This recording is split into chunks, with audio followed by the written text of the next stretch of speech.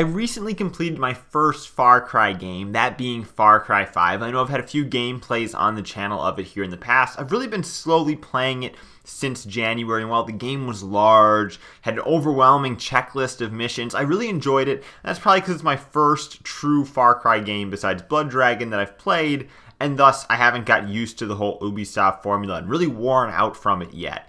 However, I think that there's actually a pretty decent replay value to what's primarily a single-player game due to the very unique nature of the Far Cry 5 multiplayer. Now, if you're not familiar with the multiplayer mode in Far Cry 5, it's called Far Cry Arcade. Basically what it is a single and multiplayer mode where users can create their own maps and then share them with the community.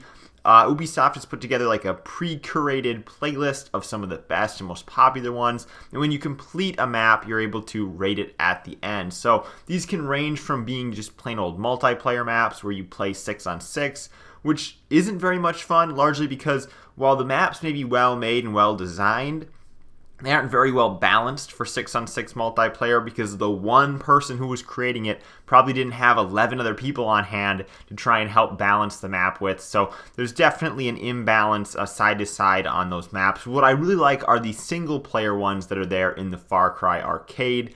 So they're community created maps, usually some sort of obstacle course or some sort of objective based thing in a unique location that someone created that you're able to move through and finish. Now, of course, that also earns you leveling towards the Far Cry Arcade, as well as some extra money to spend in games. I kind of wish I would have done this earlier when I was actually playing the campaign and not have only went to it afterwards. It could have been a great opportunity to make some money in the meantime as I leveled up in the arcade. And the assets and different things I get to work with are actually really immersive because they don't just strictly come from the Far Cry universe. In fact, there's other Ubisoft games assets that are in this as well, so you're able to see a wide variety of different environments and different worlds that can be created using this level creator. I think that that's absolutely fantastic.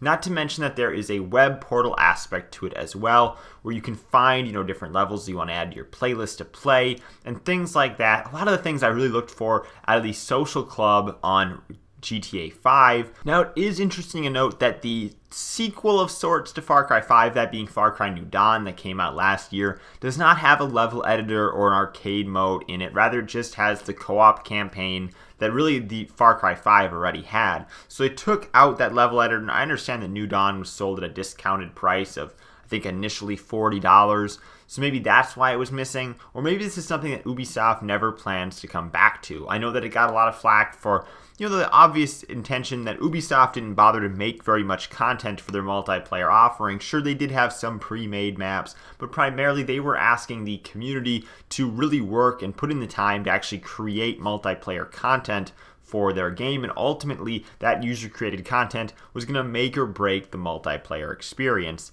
Now, I don't think that the multiplayer in Far Cry 5 is very popular, or that there's very many people playing it in general anymore, but I think that there were definitely some great maps created for it, particularly back in 2018 when the game released, and of course those are still available to play today. While I really enjoy games that get to use user-created content in this manner, the earliest experience I had with this was with Murder Miners back on the Xbox 360. It was an indie game where people could create their own maps and play them in a sort of Minecraft-like environment where everything could be designed using Minecraft blocks. And Murder Miners was a first-person online shooter. And anytime that you were in a game, in a random matchmaking game, you were able to download the map that was being played if you wanted to. Basically, I downloaded a ton of different Call of Duty maps on Murder Miners because many of them were created with a very good degree of accuracy in a Minecraft-style editor, and that was very cool to see. I want to say I was probably playing that 8 or 9 years ago that game came out.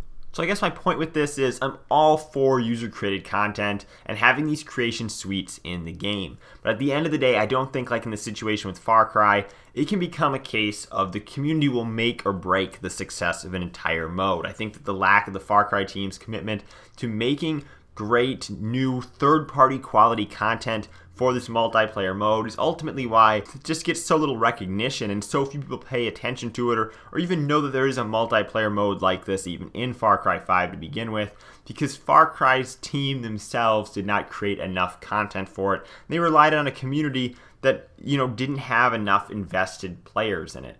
And because of that, I don't think this lived up to what it could have been. I think it's definitely worth checking out, especially these days when you can get Far Cry 5 for $10 or $15. I think the campaign alone is worth that, but the multiplayer is definitely something worth giving a look to. Thank you guys for watching. I'm Bailey, and I'll see you in the next video.